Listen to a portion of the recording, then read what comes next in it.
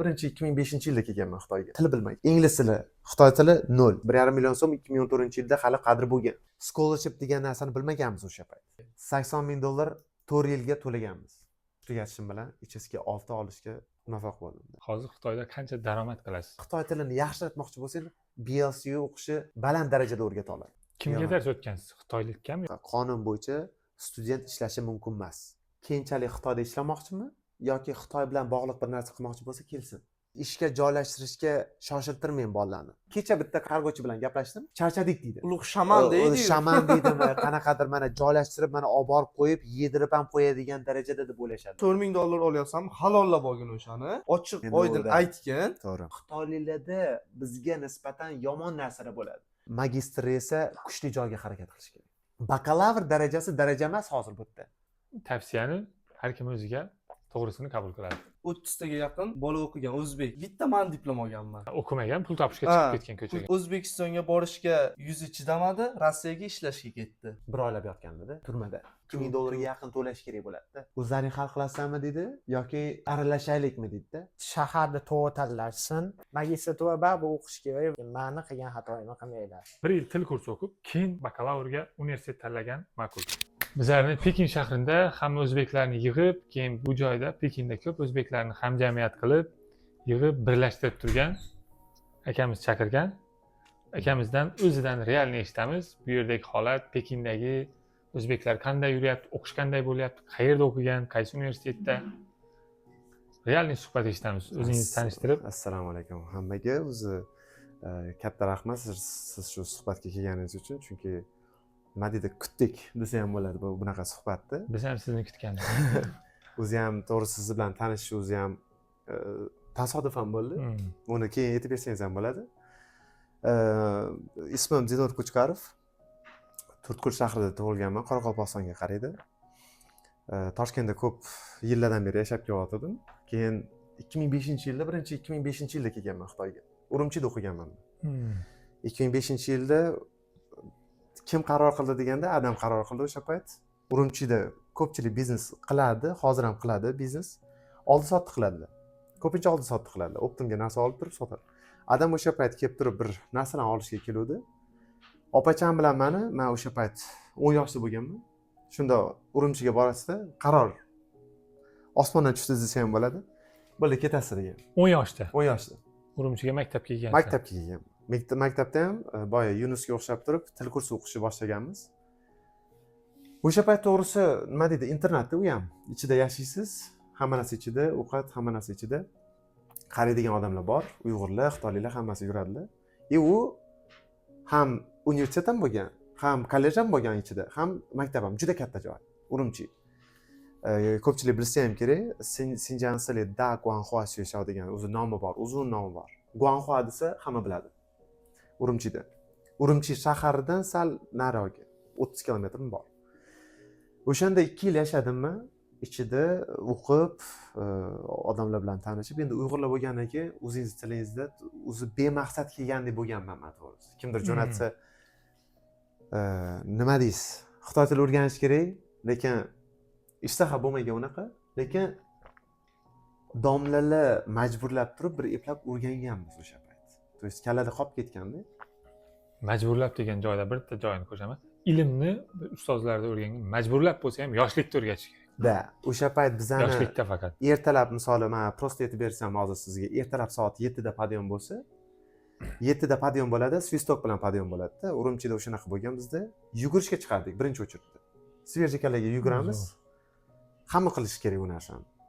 Kerak bo'lsa, kravatni ham qanaqa to'g'irlashni o'rgatganlar bizga, o'shani tekshiradilar. Vaqtyor bo'ladi, общежитияni kelib turib tekshirib, idealni bo'lish kerak edi o'sha payt. Yugurishga chiqamiz. Birinchi yugurib bo'lgandan keyin qiladigan ishimiz yeb ichish emas, och qoringa baland ovozda o'qish bo'lgan. Hamma kiradi xonaga va pinlarnimi, hierogliflarni o'qish kerak. Domla tekst o'qiydi, biz takrorlaymiz. To есть xuddi ser quyosh ani aytgandek bo'ladi-da. Ertalabki badan tarbiyadan keyin. Da, badan tarbiyadan keyin shunaqa bo'ladi va o'shandan keyin yarim soatdan keyin 8 ga qarab turib o'sha nima bo'ladi? Nonushtaga borardik ertalab. Va yeb bo'lgandan keyin обратно darsga qaytamiz. O'zlarimizda xitoy tili darslari bo'ladi. Eng qizig'ini aytay sizga. O'sha payt men til bilmaganman. Ingliz tili, xitoy tili 0. Qanaqa o'rganamiz? Rus tilini bilamiz. Chunki russkiy потокda o'qiganman maktabda. Toshkentni bir oddiy maktabida o'qiganman, частный emas, u payt bo'lmagan. Xitoy tili ingliz tiliga tarjima qilingan va o'sha ingliz tilini biz rus tiliga tarjima qilib o'qiganmiz. Qiyinchiligiga ingliz qarab. tilini rus tiliga tarjima qilib, То есть xitoy tilida yangi so'zlar beriladi, ular ingliz tilida yozilgan, rus tilida ham emas. Biz o'sha ingliz tilini rus tiliga o'zgartirganmiz. O'shandan keyin men o'zbek rus tili bilgan bo'lsam, kelgandan keyin men xitoy tilini o'rganib oldim boshida. Undan keyin ingliz tilini o'rganib olgan.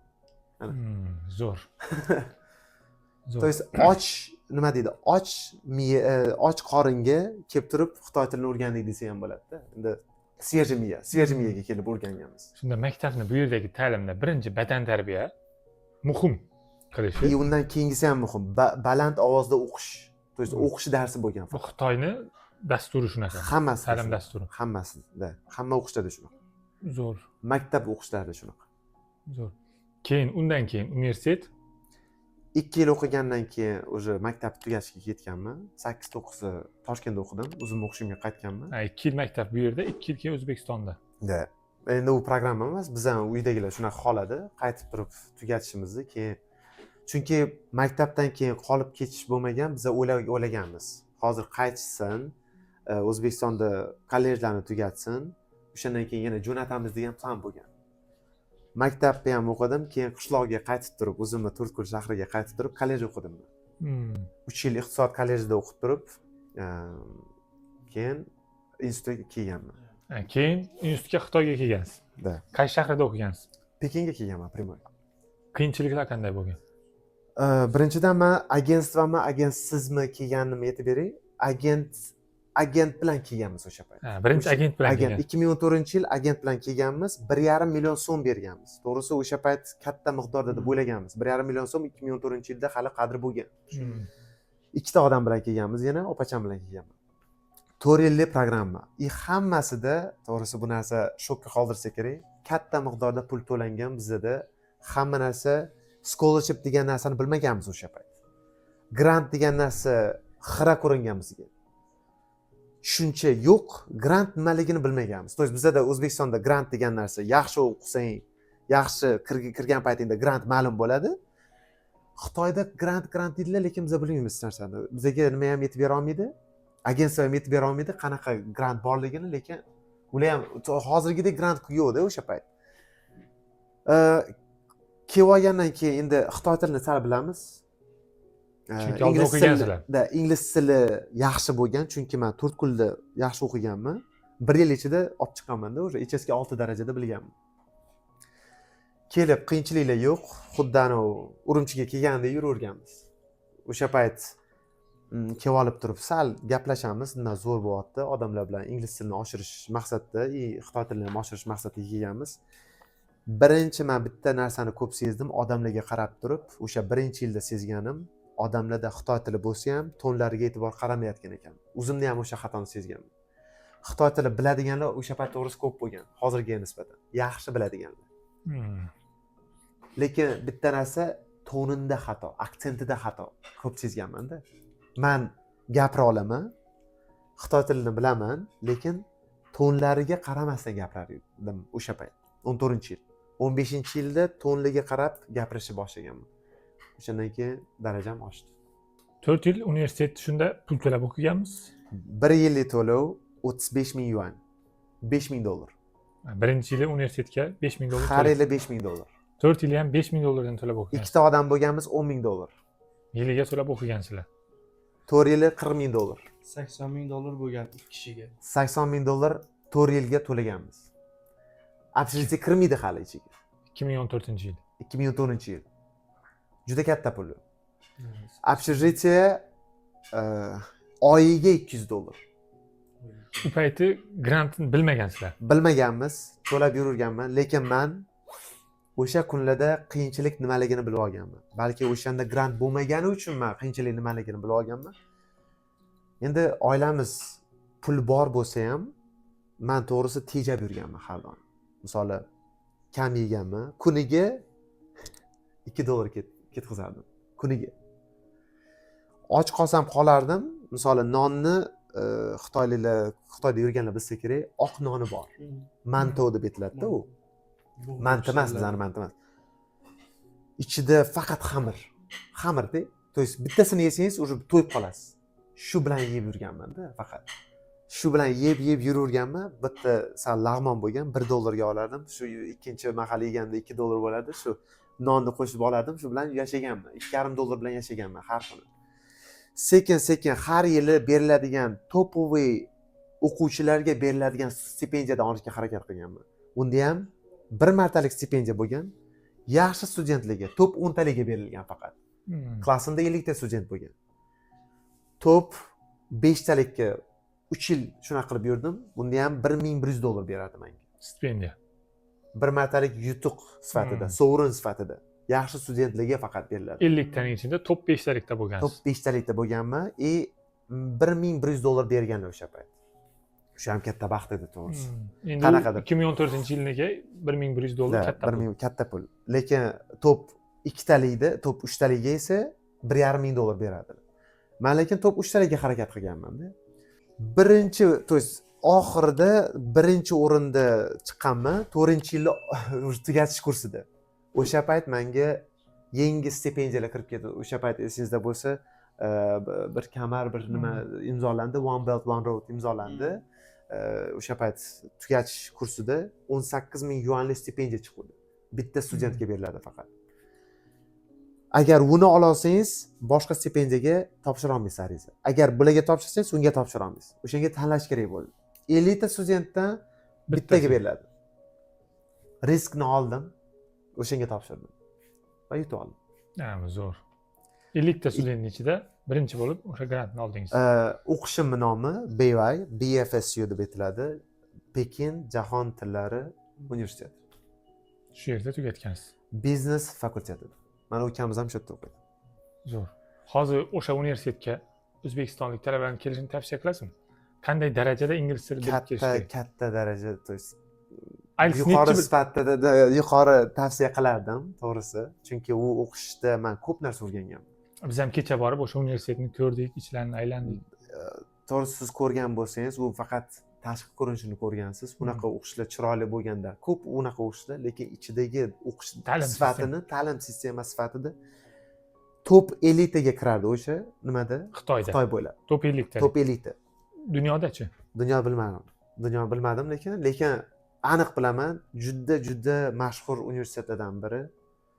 Uni hozirgi reytingini bilmadim, lekin dunyo bo'ylab esimdan chiqdi. U ichidagi domlalar o'sha payt Londondan bor edi. Domla marketing o'rgatadi o'sha. So'rab ko'rsa bo'ladi keyin DDR degan. Yevropani tugatib kelgan professorlar juda ko'p edi. Keyin bizda Amerikadan domlalar bor edi. Xitoy tilini men o'qiganimda ingliz tilida o'qiganman. Universitetda. Xitoy tili bo'lmagan. Xitoy tili faqat boya Yunus aytgandek 3 mahal bo'lardi haftasiga. O'sha 3 mahal ichida iloji boricha tasavvur qilinglar, 50 ta odam bitta klassda o'tirgan bo'lsa, men o'sha domlaga savollarni berib, nima qilib yurardim-da. Har doim o'qishga harakat qilganman, chunki tonlar ustida ishlaganman men. Aksent ustida ishlaganman. O'sha 3 mahalla ichida iloji boricha domladan hamma savollarim yechimini topishga harakat qilardim. Oxirida o'qish tugatishim bilan HSK 6 olishga nima bo'ldi? Muvaffaq bo'ldim. Молодец, zo'r. HSK bo'yicha ham bir aytib o'tishim kerak. Yangi kelayotgan odamlar iloji boricha muhtoj bo'lsa HSK ga tayyorlanishni tavsiya qilaman. Lekin agar siz speakingni, gapirishni rivojlantirmoqchi bo'lsangiz, hech qachon HSK bilan rivojlantirib bo'lmaydi. O'shani aytib qo'yishim kerak. Gapirish, to есть speakingni o'zini kitoblari bor, HSK ni отдельный kitoblari bor. Masalan, men IELTS ga 2 oy tayyorlandim, HSK 6 olganman. HSK 6 ga esa 2 hafta tayyorlangan. Speaking kitoblarni yaxshilab o'rganib olganmiz. 2 hafta ichida HSK 6, undan ham xato tayyorlanganimni keyin bilib olganman. Lekin baribir o'tib oldim. To есть men tayyorlanmaganda ham HSK ni olardim. Olishga nima bo'lardi menda? Muvaffaq bo'lardim. Chunki HSK 6 ni o'zini texnikalari bor. uni boshqa videoda qilsa ham bo'ladi, или odamlar tekshirsa ham bo'ladi. HSK 1, 2, 3, 4, 5 bir-biriga o'xshab ketadigan bo'lsa, 6 boshqa daraja. Yana bitta savol bor. Eng asosiy qiziqli joy, tomoshabinlarimiz kuzatadigan joy. Hozir masalan universitetni tugatgansiz, hozir Xitoyda qancha daromad qilasiz? Hozirgi daromad Sir bo'lmasa. to'g'risi u sir. Sir, lekin men примерно aytsam bo'ladi. Примерно aytsam. Bakalavr tugatgandan keyin men til kursiga yozildim ishlash uchun. Bakalavrdan keyin ishlash uchun nima qilardim men? Harakat qilganman. Til kursiga nima deydi? Madaniyat, Pekin madaniyat va tillar universiteti bor. BLCU deb aytiladi u. O'sha yerda chista ishlash uchun harakat qilganman, teaching qilardim, to есть domlachilik qilardimmi? Stipendiya bo'lmagan, men naborot to'laganman o'qishga. Bakalavrdan keyin til kursi o'qigansiz. Xitoy tilimni oshiraman degan maqsadda bo'lgan, lekin ishlash uchun bo'lganda u. To'g'risi u payt ham to'y qilaman deb aytadim. 1 yil ketgan bo'lsa, o'sha o'qishni ham odamlarga tavsiya qilaman. BLCU tillar bo'yicha, Xitoy tili bo'yicha, именно Xitoy tili bo'yicha. Boyagi bakalavrdagi o'qishim jahon tillari ko'p bo'ladi, lekin chet elliklar keladigan bo'lsa, biz jahon tili o'rganmaymiz u yerda, biznes bo'yicha yaxshi deb tavsiya qilaman. Именно Xitoy tili bo'yicha, Xitoy tilini yaxshilatmoqchi bo'lsangiz, BLCU o'qishi baland darajada o'rgata oladi. Misol men HSK 6 ni olgan odam bo'lsam, siz aytayotgan universitet, siz o'qigan universitetning yonidagimi? Yonida emas. Sal nariroq. Siz yaqin deganda ham 5 kilometr bor. 5-6 kilometr. Kecha bir siz bormagandirsiz, masofa bor baribir. U o'qishga ham borishni tavsiya qilaman agar vaqtingiz bo'lsa. U o'qishni o'zi Tsinghua o'qishini yonida joylashgan. Peking universiteti bor, Tsinghua bor. O'shani ko'chada joylashgan. Universitetlar ko'chasi deb aytiladi u. Xueyanlu deb aytiladi. Shu joy bakalavrdan keyin kirib, shu joyda ham asosiy bu joyda qolishingizga sabab bo'lganda, to'g'rimi? Til kursiga kirish, ishlash paytida har oyda topadigan, u 2018-2009 topar ishlardim. 19 da o'sha 1 yil o'qidim. $2000 oyga qilardim. O'sha payt 2019-yil. Keyin men o'sha magistrga renminga kirganman. Xitoy bo'ylab top 10 talikka kiradi o'qish. Hozir endi bilmadim reytingini. O'sha payt yaxshi edi. Hali ham yaxshi, juda odam unga kirishi o'zi qiyin. Odam kira olmaydi. U HSK 5 bo'lsa ham olmasligi mumkin. HSK 6 bilan kiradigan o'qishlarda o'zi u. Xitoy tilida xalqaro ekonomika o'qiganman. Xitoy tilida. Xitoy tilida xalqaro ekonomika. Xalqaro ekonomika o'qiganman. International Economics degan fakultet. To'g'risi, u HSK 6 bilan ham mana shu kerakli joyi bor. HSK 6 bo'lsa ham tushunish qiyin. Dars o'tayotgan paytida tushunish qiyin u domlalarni. Chunki u yerda terminlar ketadi va o'sha terminlar bo'yicha o'rganaman desangiz, nima qilaman desangiz, u Xitoy tilini bilib olish kerak ekanda, o'sha soha bo'yicha. Va o'shandan keyin sohani, даже men o'sha sohani bilgan bo'lsam ham, даже qiynalganman, chunki ular terminlarni tez-tez gapiradilar. Konspekt yozaman degan paytingizda ulgura olmaysiz ko'p narsalarga. Shunaqa qilib, Xudoga shukr, karantin bo'lib ketdi o'sha payt, onlayn bo'lib ketdi va ko'p narsalar oson bo'ldi bizga o'sha payt. Stipendiyam bo'lgan o'sha payt. $420 mi shunaqa stipendiyam bo'lgan. 3000 yuan bo'ladi. Bakalavrda siz Xitoy davlat scholarshipini grantini yutib olsangiz, CSC scholarship deb aytiladi, 2500 yuan beriladi o'sha payt. U $350 ga teng. $350 ga teng bo'ladi. Nimaga chiqqaningizdan keyin, magistrga chiqqaningizdan keyin 500 yuan oshadi, u $90 ga oshadi. $70 desa ham bo'ladi. Keyin PhD ga o'tsangiz, o'sha odatda men Shohruxga o'xshagan nima emas, ilmiy emas, oddiy sohalarda yuradigan bo'lsa, biznesmi, boshqami, ularga 3,5 yuan beriladi. Stipendiya beriladi. U 400 necha dollar bo'ladi-da. Meniki 420 bo'lsa, ularniki 470 shunaqaroq bo'ladi. Endi magistr paytida yana ishlaganman. To есть nelegalniy bo'lsa ham, to'g'risi, endi bizning o'zbeklarga qiziq bo'ladigan bo'lsa, joy ishlash bo'lsa, karantinga tushib qolganman. Buning uchun men voydod ketib olmaganman. Biza karantinda ham shu joyda qolganmiz. Karantinda Pekinda qolganman. Ko'pchilik qocha-qoch bo'lgandan keyin qaytib ketishdilar. Lekin men uchun to'g'risi men sabr qilib o'tirganimdan keyin o'sha sabrimni mevasini yeyapman hozir haligacha. Hayotimda katta o'zgarish bo'ldi. Qancha depressiyada o'tirardik, pul yo'q, pul qolmagandi o'sha payt. Lekin даже men ishlayotgan joyim ham yopildi. Endi bu yoqda onlayn ishlarim bo'lgan. Oyiga $400 kelib turardi, lekin u $400 даже kvartiramga ham yetmasdi. Yordam so'rab, bir eplab mana 1 yil ichida, yarim yilmi, 7 oy o'tib ketgandan keyin ishimga qaytdim va ishga qaytishdan oldin bitta endi men dars o'tgandan keyin ota-ona keladi, meni so'rashyapti. Sen uyda dars o'tasanmi deyaptilar-da. Kimga dars o'tgansiz? Xitoylikami yoki Xitoylik bolalarga dars o'tardim-da. ingliz tilidan? Desatda o'tardim. Ingliz tilidan dars o'tgansiz. Ingliz tilidan dars o'tardim-da, chunki ingliz tili dars o'tishda katta daromad yopibdi, katta pul topsa bo'ladi. Hozir shunda O'zbekistondan kelgan ingliz tilini yaxshi biladigan talabalar ham o'sha detsatlarga, maktablarga borib dars bersa bo'ladimi ingliz tilidan? Qonun bo'yicha nelegalni. Qonun bo'yicha legal emas bu. Noqonuniy hisoblanadi. Lekin men kecha ham eshitganman bir ikkita talabalardan o'sha xususiy maktabda dars berar ekan. Baribir Ingliz tilida. legal emas, chunki biz Xitoyda bunaqa qonun bo'yicha student ishlashi mumkin emas. Ishlaydigan bo'lsa faqat intern bo'lish kerak, praktikant bo'lish kerak. Misol sizni sohangiz biznes bo'lib turib, siz domlachilik qilayotgan bo'lsangiz, qarama-qarshi narsa qo'lga tushadigan bo'lsangiz, birinchidan eng bo'sh jazosi, yumshoq jazosi u faqat domlani gapi bo'lishi mumkin, shtraf bo'lishi mumkin. Eng qattiq jazosi deport, pechat bosiladi, 5 yilga kira olmaydi. Shunisi bo'lishi mumkin. To есть qaysi biriga siz tushib qolishingiz sizni vaziyatingizga ham qaraladi. Shunaqa narsalar. To'g'risi, endi kelayotgan odamlarga ko'pchilik bo'ta tavsiya qildi, ishlashga harakat qilmaymiz. Iloji boricha mana o'qish kerak. O'qib keyin ishlasa, o'shani daromadini topadi demoqchisiz. Da. Har qanaqa virus bo'ladimi? O'sha narsa ham muhim. Ko'p Telegram kanallarda ko'ramiz. Bizdan oldin qanaqadir virus haqida biza o'zi O'zbekistonda eshitamiz-da, viruslar haqida ba'zida. Shunday.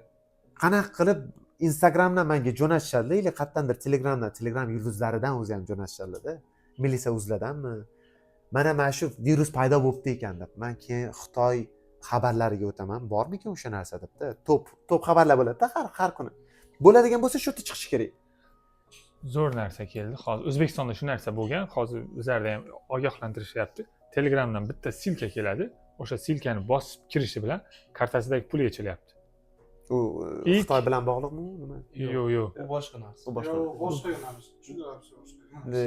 U mashinliklarni pulni yuvish bo'yicha, pulni olib chiqish bo'yicha. Hozir akamiz aytishi bo'yicha, masalan, biz Xitoyga yuribmiz, lekin virus paydo bo'ldi. Shunaqa vahima. Masalan, mana uydagilarim ham telefon qiladi, shunday deb so'rashadi. O'zbekistonda paydo bo'ldi deydi. Xitoyda paydo bo'lgan. Xitoyda paydo bo'lgan. Bizlar lekin bu yerga turib biz eshitmaganmiz. O'zbekiston eshitgan u narsani. Vahima. O'zbekistondagilar menga jo'natishadilar. Xitoyda shunaqa virus bo'lyapti, sen tinchmisan deyishadilar. Men keyin aytaman, men bilmayman bu virus haqida. Balki men keyin izlashim kerak. Men notebook ochaman-da, izlab o'tiraman. Nima bo'ldi ekan deyman Xitoyda. Atrofdagilardan so'rayman, normalni hammasi zo'r. Lekin O'zbekiston, men nima demoqchiman bu gap bilan? O'zbekistonda o'tirgan bo'ladimi u, Xitoyda bo'ladimi? Даже O'zbekistondan shunaqa xabar keladigan bo'lsa, bir yaxshilab tekshirib ko'rish kerak uni. Chunki ular javobgarligi yo'q, chetda bo'lgan narsani shunday yozib yuborishadi, ularni to'g'risi jazolab ham bo'lmaydi. Vahima qilishga hojat yo'q deyman-da odamlarda hozir. Даже o'sha paytida ham vahima charter reys bilan ketgan odamlarga ham yetib qo'yishi mumkin-da. Yana shunaqa holat bo'lib qoladigan bo'lsa, vahima qilish kerak emas, joyida o'tiramizda, sabr qilamiz. Bo'ldi. Chunki o'sha sabrdan keyin qanaqadir yaxshilikka aylanib ketadi, katta ehtimol bilan. Hozir qanaqa kompaniyada ishlaysiz? O'zbekcha qilib, tushunarli qilib yosh talabalarga, masalan, shuncha yildan keyin, shu etaplardan, qiyinchiliklardan, universitet, maktablarda o'tgandan keyin qanaqa darajadagi kompaniyada ishlayapsiz? Hozir men sal temadan qochib turib magistrim haqida aytib bersam, agar vaqtimiz bo'lsa. Magistr paytida karantinga tushib ketgan paytimizda o'sha ota-ona kelib turib mendan so'ragandan keyin bu fursat bo'ldi deb turib foydalanishni boshladim o'shanda. Daromadim o'shanda oyiga $7000 topardim. Ingliz tilidan dars bergansiz? Ingliz tilidan uyda dars berib turib, stipendiyalarimni qo'shganda, onlayn ishimni qo'shgan. Onlayn ishim mana tarjima faqat. O'sha payt Xiaomi'da ishlaganman. Xiaomi haqida ham отдельно gapirib berishimga to'g'ri keladi, men so'rim. $7,000 bir oyga 7 daromad. ming dollar bir oyga ishlaganman. Topganman.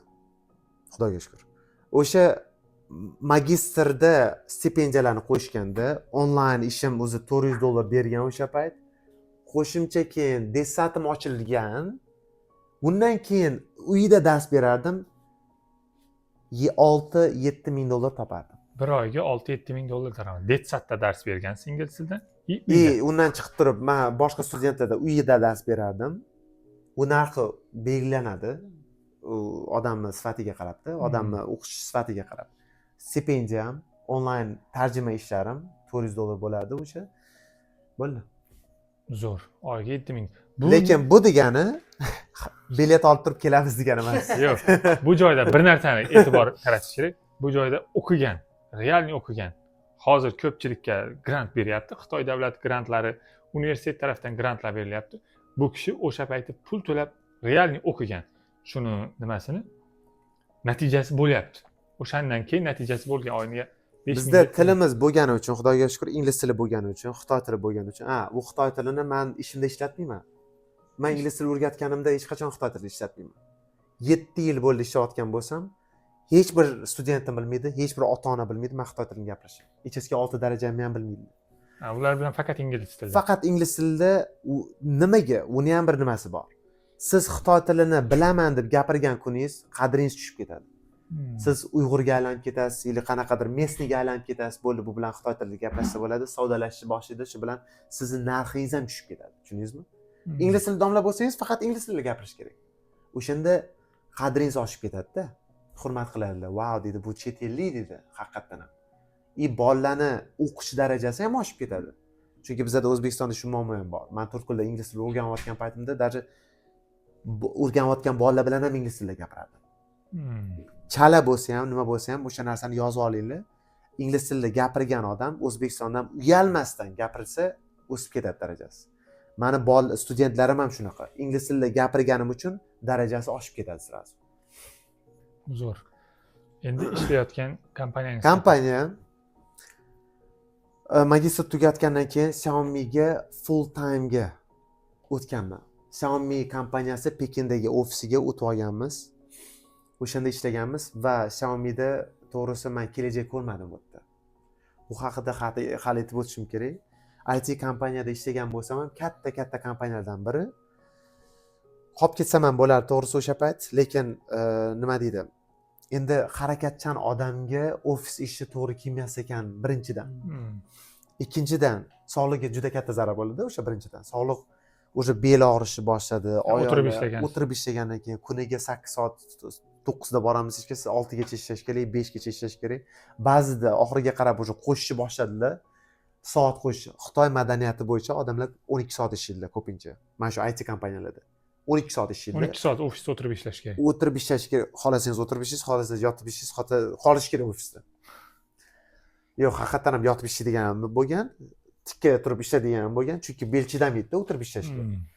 Shunaqa qilib, kerak bo'lsa zalga ham chiqib kela olasiz, lekin baribir ishlashingiz kerak. Menga to'g'ri kelmaydi deganman o'sha payt va obratni qaytib teachingga qaytib ketganman. Kompaniya ochganman undan keyin. O'zingiz kompaniya ochgansiz Xitoyda. Pekinda ochganman. Nomi ham Business Pekin Dinur Business Consulting kompaniya ochganman. Shu yerda ochib turib viza qildirganman. Hozir ko'pchilik o'sha narsani ham qilyaptilar. Viza uchun ochiladi kompaniya ko'pincha vaziyatda. U yerda pul aylanmaydi desa ham bo'ladi. Ba'zida aylantirib turib buxgalter topish kerak va o'zingiz kimdir orqali pul tushirishingiz kerak baribir. To есть baribir nakrutka deganda. Qanday konsalting xizmatlar ko'rsatgansiz o'sha firmada? Ish yuritilmagan. Faqat viza uchun ochiladi bunaqa kompaniyalar, tushundingizmi? Work ish viza olish uchun ochiladi. Ish vizasini olish uchun ochiladi bu vizalar. Buxgalter topib olasiz. Meni ofisim uyim bo'lgan. Kimdir tekshiruv keladigan bo'lsa, men ishlayotgan bo'laman va uyda dars berardim. Men bolalarni uyida dars berardim, bo'ldi. Asosiy ishim meni Xiaomi ishlari baribir onlayn bo'lgan, freelans bo'lganda, любой joyda ishlab ketaveraman notebookda. Asosiy ishim men Desatda yoki uyda dars beraman. Hozir faqat dars beradigan domla bo'lganman, professional darajada va bolalarni uyiga borib turib dars o'tib kelaman. Hozir. Repetitor. Hozir. Hozir. Keyin nimada firmadagi ishchi? Firmadagi ish faqat turadi. buxgalterim hissa qiladi. Pul aylanmaydi u yerda. Konsalting hech narsam yo'q mani. Lekin nomiga bor. Viza yurib turish uchun-da, vizani qildirish uchun har yili borib yengillatib turaman. O'zingiz viza uchun u. O'zimni vizam uchun. Zo'r. Shunda Xitoyga kelib o'qimoqchi bo'lganlarga Ko'pchilik aytdi til bilan kelish. nima deysiz? Xitoyga kelib o'qish kerakmi? Yoki O'zbekistondagi universitetlarda ham o'qisa? Qiyin savol. To'g'risi uni javob berish uchun to'g'risi ko'p narsalarni inobatga olish kerak. Masalan, odam maqsadi bor bo'lsa, keyinchalik Xitoyda ishlamoqchimi yoki Xitoy bilan bog'liq bir narsa qilmoqchi bo'lsa, kelsin. Kelishdan oldin bagaj bilan kelish kerak odam. Bagajda nima? U tomat nimalar emas, salatlar emas. 6,5 IELTS. IELTS 6 mi, 6,5 bo'lsa ham speaking yaxshi bo'lishi kerak. Hech bo'lmasa, men fanlarni hech bo'lmasa yaxshi bilib olish kerak. O'zini sohasiga yaqin fanlarni bilib olish kerak. Siz videoni shu joygacha ko'rgan bo'lsangiz, demak siz Xitoyda farzandingizni o'qitish yoki bo'lmasa o'zingiz til kurslariga borish yoki kelajakda Xitoy bilan bog'liq bizneslaringiz mavjud. Shu videoni ko'pchilik ko'rishi uchun, ko'pchilikka manfaatli bo'lishi uchun videoga kommentariyasiga o'z fikrlaringizni qoldiring, like bosing va obuna bo'lishni unutmang. Va siz Xitoyda o'qish yoki farzandlaringizni o'qitishni xohlasangiz, pastdagi raqamlarga murojaat qiling. Shaxsan o'zim sizga bepul konsultatsiya beraman. O'zbek tilida bo'laversin mayli. Bilsin, raqamlarni qo'yishga til kerak emas bu yerda. Ingliz tilini speaking darajasi 6 dan baland bo'lsa, o'zi zo'r. Kelaversin. Xitoy tili ko'pchilik o'rgansin, o'rganmasin deydi. To'g'risi o'rgansa ham bo'lardi, men lekin tavsiya qilmayman to'g'risi. O'zbekistonda o'rgan, chunki men boya aytdim sizga, normal domla topmadim men O'zbekistonda. Men ko'pchilikni speakingini ko'ryapman, yaxshi emas, zo'r darajada emas. Asosiy narsalarni o'rganib ketsa bo'ladi. Xitoyga kelayotgan odam Xitoy tilini o'rganmoqchi bo'lsa, nima? Asosiy men kundalik gaplashishni o'rganib ketsa bo'ladi. Narog'iga keyin botga kelib o'rgansa yaxshi deb o'ylayman. Keyin yana ko'pchilik gapirmagan narsa, ota-onalarga maslahat beraman. Farzandlaringiz botga kelib agar ishga joylashtirishga shoshiltirmang bolalarni. Pulni jo'natib turish kerak. Agar pulni har oyda 250-300 dollar bera olmaydigan ota-onalar bor ba'zida. Oyiga 250-300 dollar. 200 minimalni 200 deb qo'yaveraylik. 200 dollar. Bitta talabani rasxotida bu. Da stipendiyasi bormi, yo'qmi, ota-onalar 200 dollar bera olmaydigan bo'lsa, bormagani yaxshi. Xitoyga. Tavsiya qilaman, bormagani yaxshi.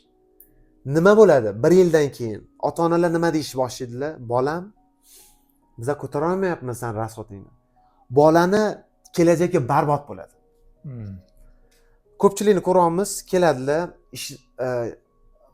bolam joylashib olsin, bizda ham ana Toshkentda borib turib, bolam joylashib olsin, bir gap bo'lar dedilar. Bolam joylashib olsin, yo'lini topib oladi dedi. Xitoy unaqa davlat emas. Xitoyda yangilik kerak.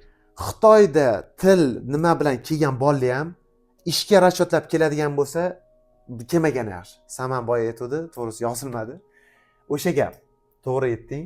Hozir yana aytadi shu gapni. Da, men aytaveraman hamma narsani. Agar qo'shadigan bo'lsa, qo'shaveradi. Ota-onalar xarajatni ko'tarish kerak. Har oyda. Ko'tara olmaydigan bo'lsa, kelmasin. 1 yil 2 yil ko'tarsa keyin o'zini o'zi eplab 2 yilda ham hozirgi paytda ish topish qiyin. Men sizga aytay. o'zi chaqqon bo'lsa bola. Chaqqon bo'laversin. Shustrik bo'lsa. Juda biznesmenning bolasi bo'lsa, men biznesmenning bolasi bo'lib turib ham eplolmaganman, to'g'risi. U omadga bog'liq bo'lib qoladi-da. Narsa sotishi mumkin, lekin hozir bu market ham qizarib ketdi o'zi. Sotish joy qolmayapti. Uzun bo'ladimi, boshqa bo'ladimi? Nima dedi?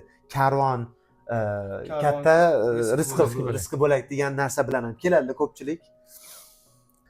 1 yildan keyin, 2 yildan keyin o'zi nima bo'ladi? Yana bitta 6 maslahat beraman to'g'risi. Rasxotlardan tashqari, tillardan tashqari bitta narsa. Ota-onalar katta ishonch bilan o'g'illarini, qizlarini jo'natishyaptilar. Ota-onalarga bir maslahat, o'sha farzandlaringiz 1 yil ichida til normal o'rganmagan bo'lsa, qaytarib olinglar. 1 yil ichida asosiy Xitoy tilida gapira olmasa, farzandlaringizni qaytaraverasizlar. Chunki bu bolalarda kelajak yo'q o'zi. Ishtaha yo'q o'rganishga. Til o'rganishga o'zida yo'q ishtaha. O'zida yo'q. Buni qanaqa qilib tekshirsa bo'ladi? sentrga borib tekshirsa bo'ladi. Bu bola bilan gaplashib ko'ringlar debdi. Dangalni qanaqadir vaziyatga tiqib yuborish kerak. Hozir xitoyliklar ko'p-ku. Bor, gaplash. Bola gaplasha olmadimi o'sha payt? Sekin qaytarish kerak. Bu bolaga уже расход kerak emas, sekin O'zbekistondagi o'qishga joylashtiriladi.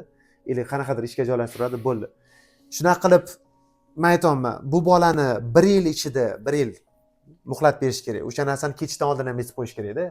Mana bolam shartnomasam bilan 1 yil ichida agar xitoy tilini, ingliz tilini qo'yaversin, ingliz tili emas, xitoy tilini sen mana shu gaplashish darajasida bila olmasang, o'sha bo'ldi. U HSK ham kerak emas, HSK demanglar. Gaplashish darajada bilmasa o'sha bo'ldi. Nariyoqga o'ta olmaydi u bola. Zo'r maslahat. Bu o'zi maslahatda ko'p, to'g'risi. Bu katta maslahatlardan birida. Eng asosiysi. Asosiysi-da. To есть bolalar, ota-onalar, ilib farzandlar kelib turib, mana tirikchilik, yorvoration, nima deydi, chaqqonlik qilib turib pul ishlayman deydigan bo'lsalar, boya aytilgan gap, bu Rossiya emas. Men podkast ham yozganman. 10 necha minutlik podkast yozganman. Maqsad bormi degan podkast bor. Birinchi qismi, ikkinchi qismi ham bor. O'sha emotsionalli gapirganman o'sha payt. Xitoy kuchadi deb topsanglar bo'ladi. Lekin nima deydi, Rossiya emas bu. Bu qora ish bo'yicha shug'ullanishmi, taksistmi, unaqa ishlar berilmaydi sizlarga. Men o'zi professional domla bo'lib turib, hozir любой joyda ishlay olmayman. Chunki menda O'zbekiston degan pasportim bo'lgani uchun men achimayman unga. Ishga borishim ham kerak edi, lekin prosta aytayapman. Tajribali odamlarni ham ish topish qiyin bo'lyapti, bo'tdi o'zida. Odamlar ko'pincha nima ish bilan shug'ullanadi? Valyuta ayirboshlash.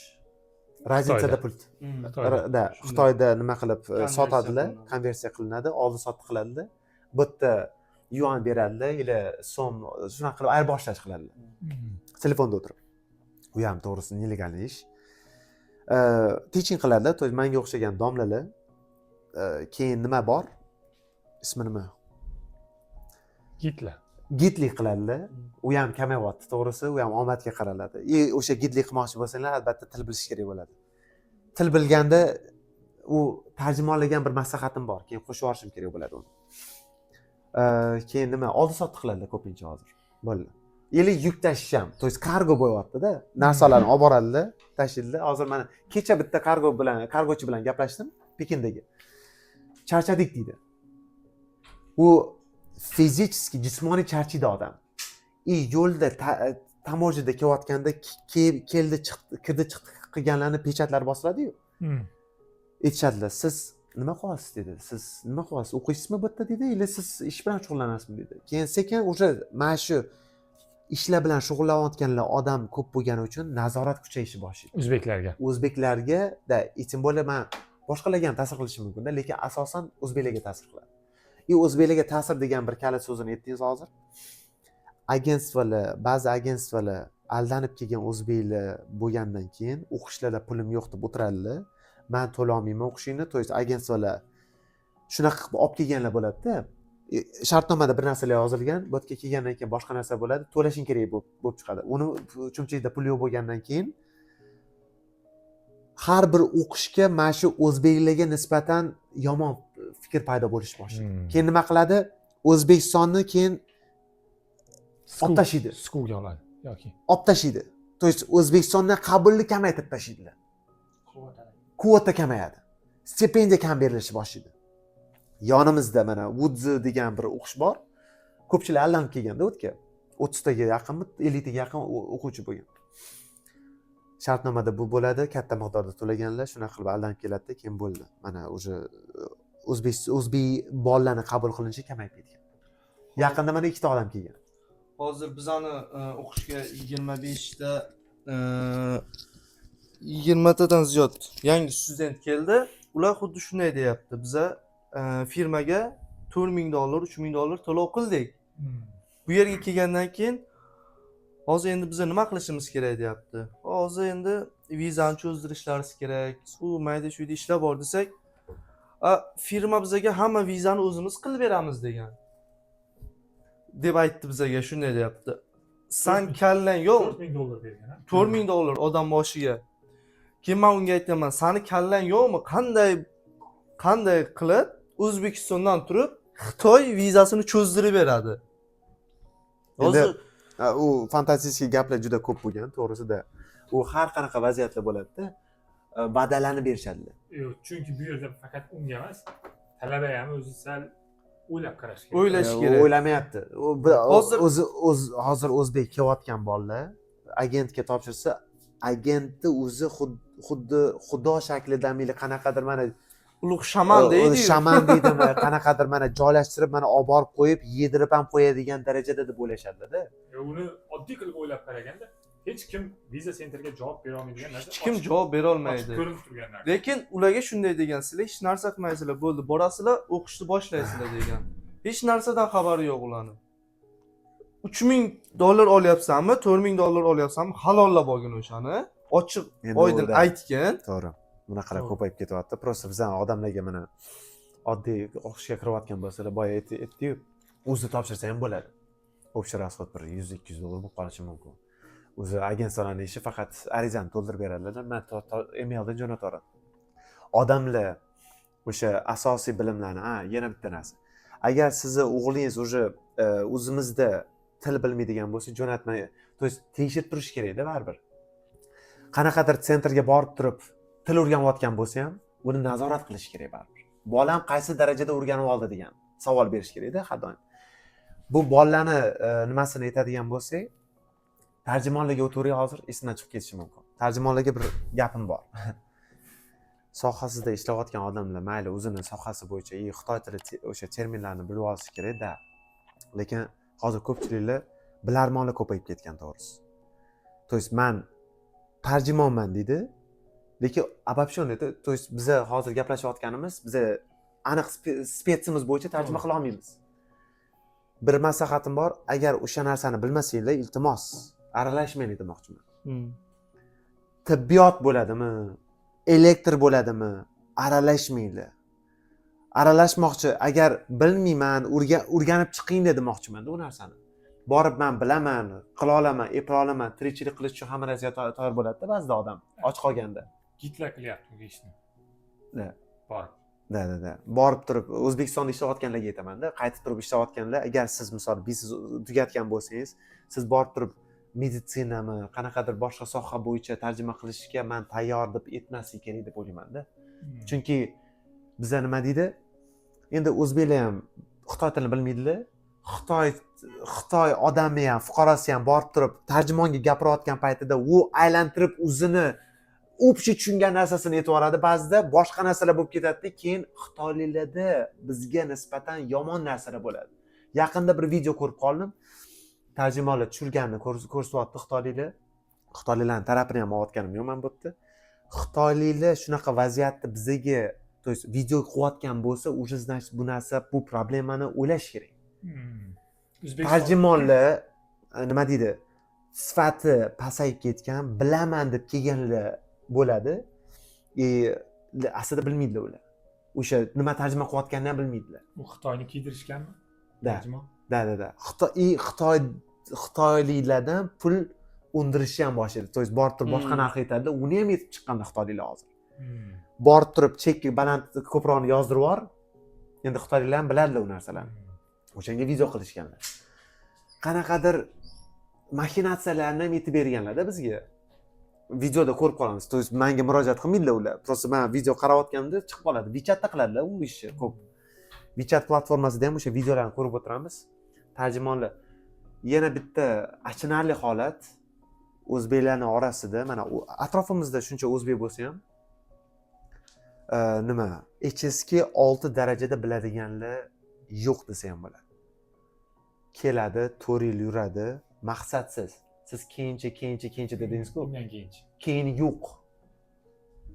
Любой bittamizga ayta olasiz hozir. Men hamma student. To'g'rimi? Men ishimni topib ketdim, Xudoga shukr ishlayapman. Student bu joyda.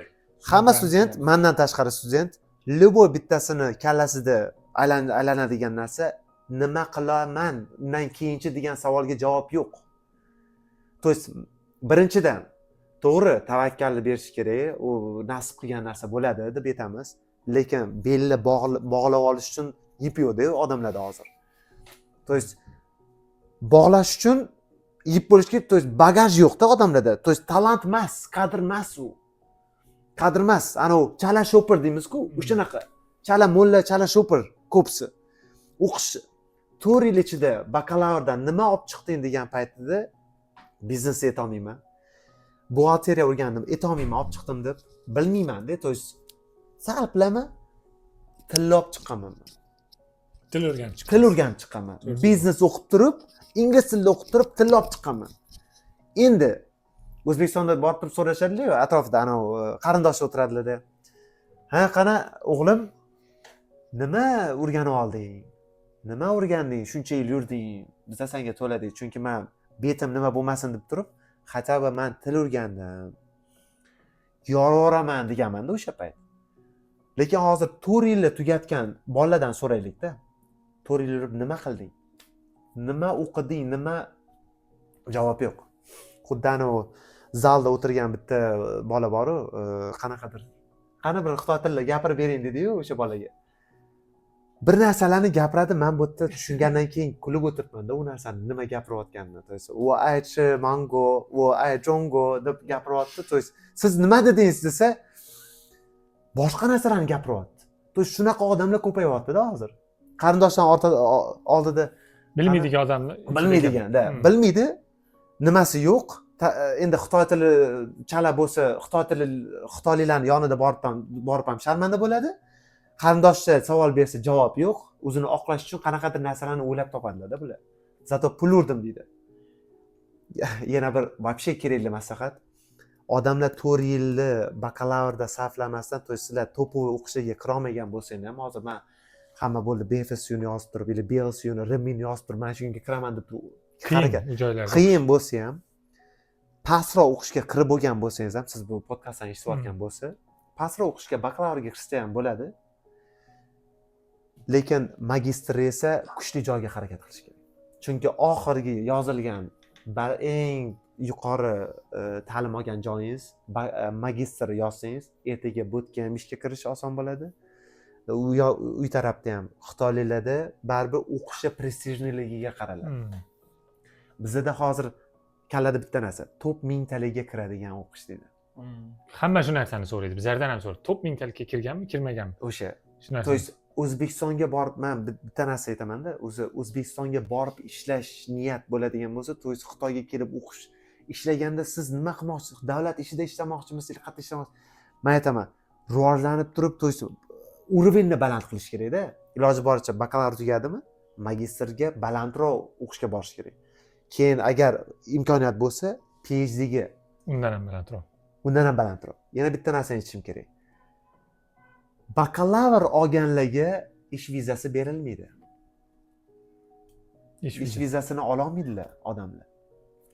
Bakalavr любой joyda tugating siz. Garvardda tugatmaysizmi? 2 yillik tajriba bo'lishi shart O'zbekistondan boshqa davlatda yozilgan shakl. O'shandan keyin Xitoyda siz viza ola olasiz, ishchi viza ola olasiz.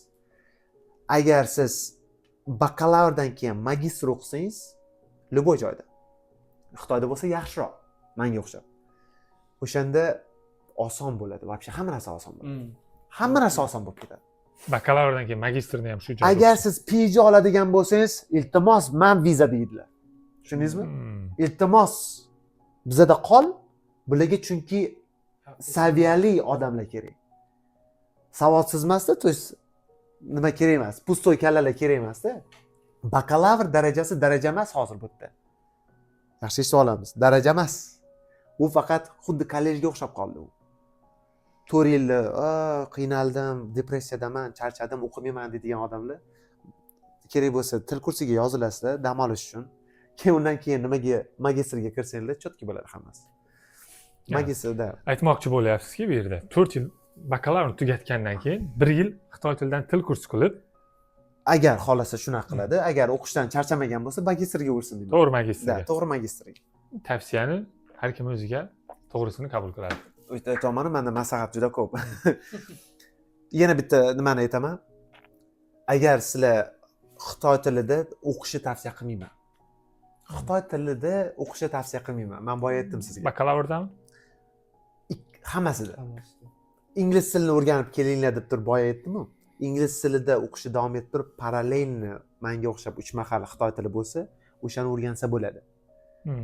Xitoy tilini parallelni olib borish kerak deb o'ylayman. Nimaga desa, darslarni odamlar tushunmaydi. 4 yilda siz hech narsani o'rgana olmaysiz. Xitoy tilida bo'lsa. Xitoy tilida bo'lsa, sohangizni o'rgana olmaysiz, Xitoy tilini ham o'rgana olmaysiz, chichora bo'lib chiqasiz. Zo'r maslahat.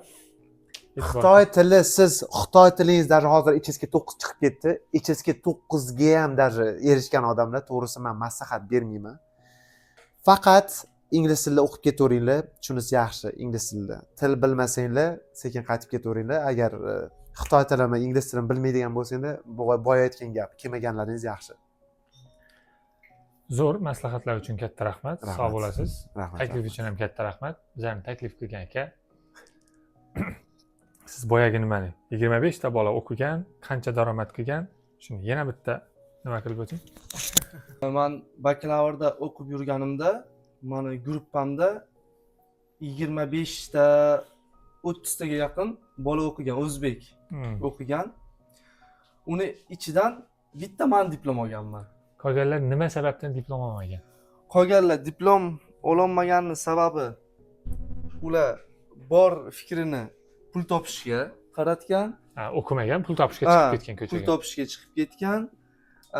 Keyin darsga qatnashmagan, imtihonlarga qatnashgan, lekin o'qimagan, o'tolmagan. O'sha sabab hammasi O'zbekistonga qaytib ketdi. Keyin pul topgan, brend kiyimlar kiygan, Shirin hayot. shirin hayot o'shanga o'rganib qoldi. O'zbekistonga borishga yuzi chidamadi, Rossiyaga ishlashga ketdi. O'zim tanigan. Bu yerda ishlagan pulga shirin hayot qilgan. Brend Shirin kiyimlar hayot. kiygan, kayf safo qilgan. Kayf safo qildi. Keyin undan tashqari hamma pulini ishlatib bo'ldi. 5000-6000 dollar qarz bo'ldi-da, O'zbekistonga bora olmay, Rossiyaga ishlashga ketdi. Yana bitta narsa, mana shu odamlarni ishlayotgan paytida qo'lga tushgan odamlar ham juda ko'p bo'lgan. Men o'zim даже militsiyaxonaga borish nima bo'lgan? Borib turib o'sha bolalar bir oylab yotganmidi turmada. Qamoqqa tushadi. Ishlayotgan paytida olib ketishadilar yoki bez viza yurishga harakat qilgan bolalar ham bo'lganda. Bez viza 3 yil yurgan. 3 yil bez viza yashirinib yurgan. Yashirinib yurgan. Axiri o'qishdan kelib, politsiyskilar bosib olib ketdi. Bir oylar yotdi turmada. Bir oy yotdi, shtraf to'lab turib Shtraf chiqdi. to'lab. Katta miqdorda, misoli 1000 dollarmi, 1000 dan ko'p bo'ladimi? 2000 dollarga yaqin to'lash kerak bo'ladi-da. Har, to есть ularda kuniga hisoblanadimi, qanaqadir. To есть o'tga endi to'g'risi qamoqxona-da baribir. Kirishni xohlamaydi. Bundan keyin chiqqan odam birinchidan depressiyadan chiqadi, ikkinchidan qaytib Xitoyga kira olmaydi. Uchinchidan qora dog' qoldiradi o'zini kriminalniy nimasida.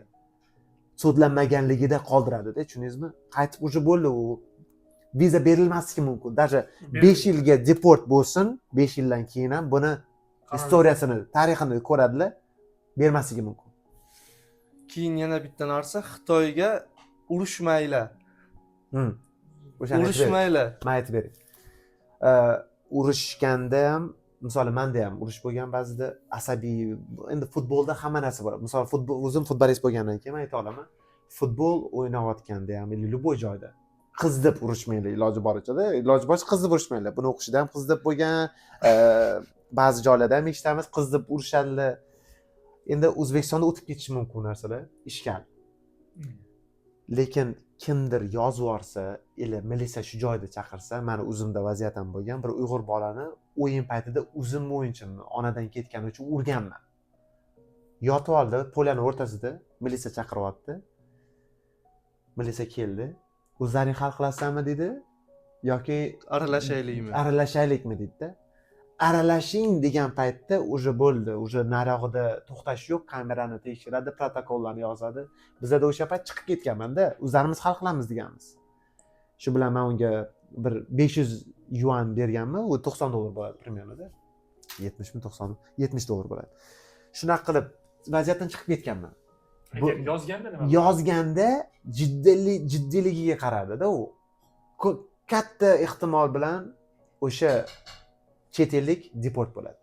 Katta ehtimol bor. Shtraf bo'ladi va deport bo'ladi. Ikkalasi ham bo'ladi. Xitoylikka hech narsa qilmaydi. Xitoylikka chiqib ketaveradi u. Chiqib ketaveradi. Prosta inostraniy chet ellik Xitoylik uradigan bo'lsa, misol xitoylik ham uradigan bo'lsa u kim biladi shtraf bilan o'tib ketaveradi u hech narsa qilolmaydi Inostraniga inostraniga Inostraniy. da.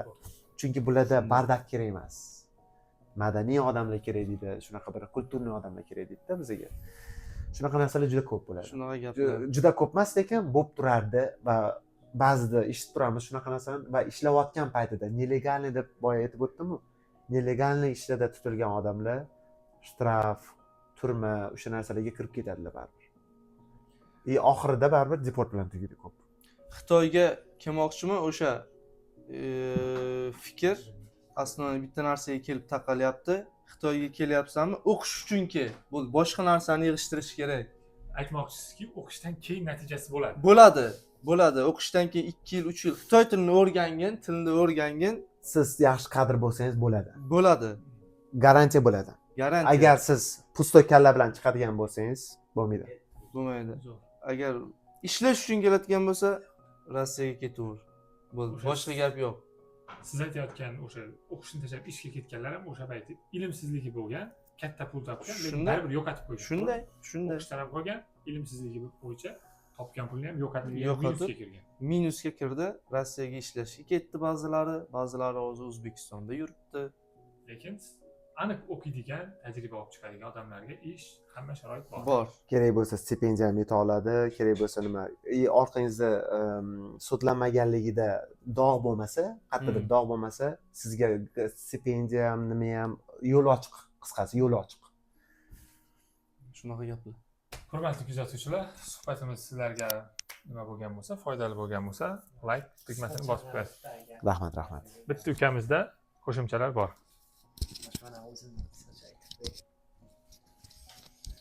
Siz qaysi universitetda boshida til kursi o'rgangansiz, keyin Xo'p, men o'tgan yili til kursi o'rganmaganman. Boshqa universitetda bo'lganman, Fujoda, Fujian provinsiyasida.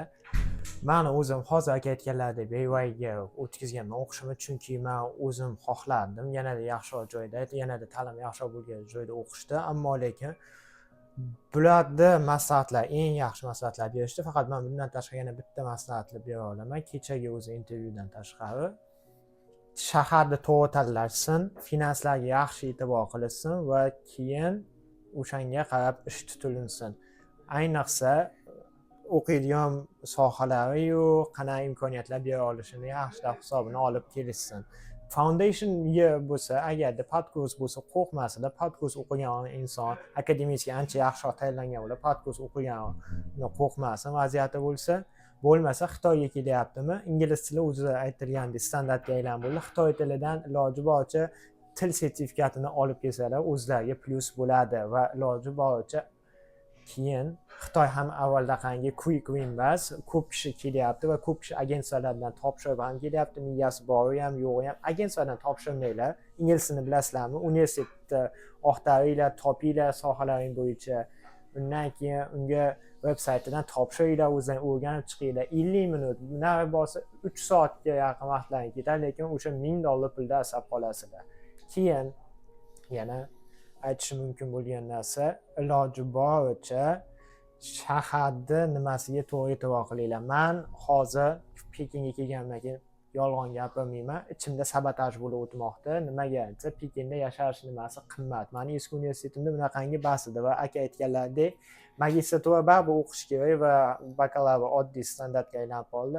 Kuchsizroq joyda bo'lsa ham, hech kim tanimaydigan bir Xitoy boshqa shaharda bo'lsa ham, bakalavrni zo'r bitirib nimaga topshiraveringlar, magistraturaga, yaxshi universitetga. Meni qilgan xatoyimni qilmanglar. Men hozir imkoniyatim, xudoga shukr, oilam tomonidan pulim bo'lgani uchun hozircha nima qildim, keldim. Kerak bo'lsa hozir ketib olgim kelyapti. Ammo lekin sabr qilib yaxshi narsa bo'ladi degan umidda va hozircha vaziyatim bo'lgani uchun qolyapman. Agar imkonim bo'lganda, lekin o'sha paytda o'sha yerdan chiqib ketmasdim qo'ya, lekin balki taxta bo'lsa kerak.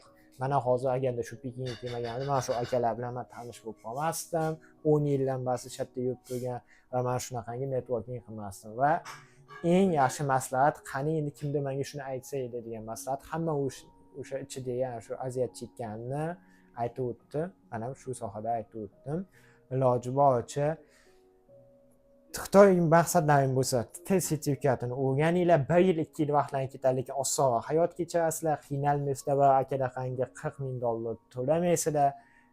Iloji boricha o'qishni to'g'ri tanlaylar lokatsiyani va iloji boricha nima o'qimoqchiliklaringni nima qilib olinglar, aniqlab olinglar. 18 dan keyin sразу universitetga shoshilmanglar.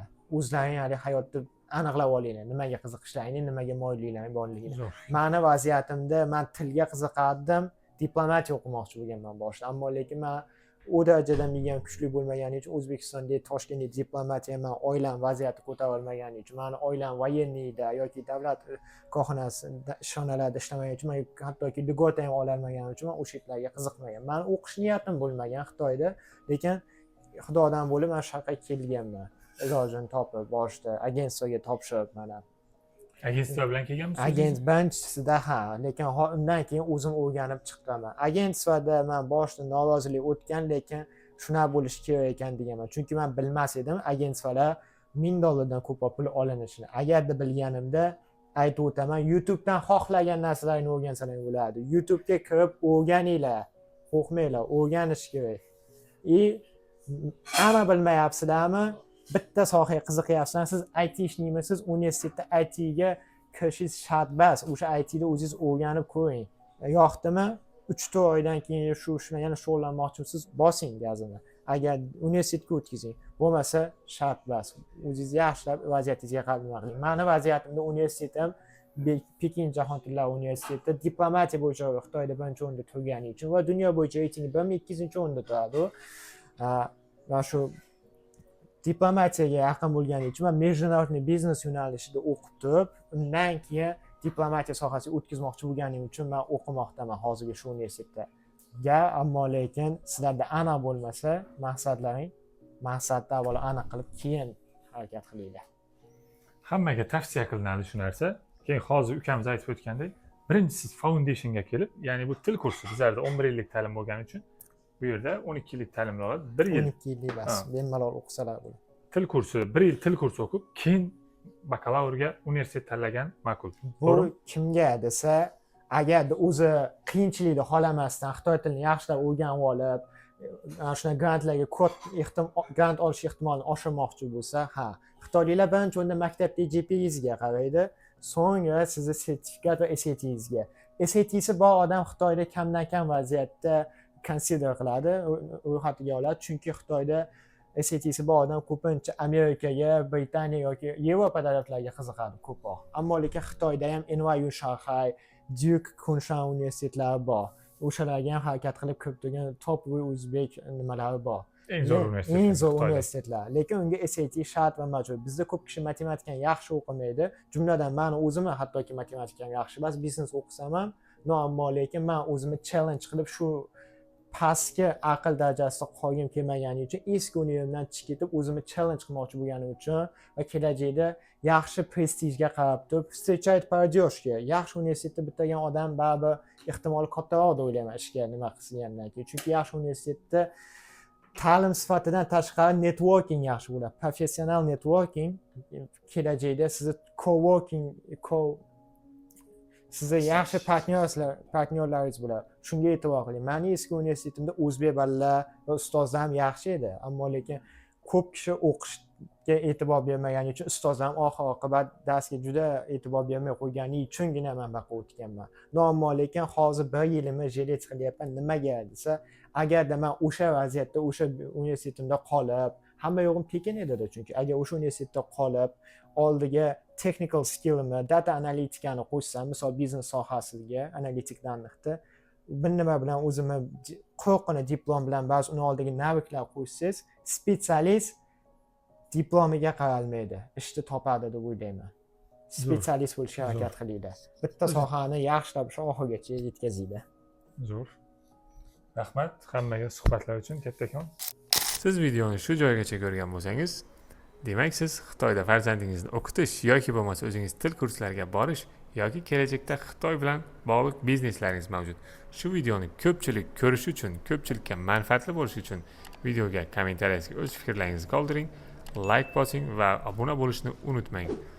Va siz Xitoyda o'qish yoki farzandlaringizni o'qitishni xohlasangiz, pastdagi raqamlarga murojaat qiling. Shaxsan o'zim sizga bepul konsultatsiya beraman.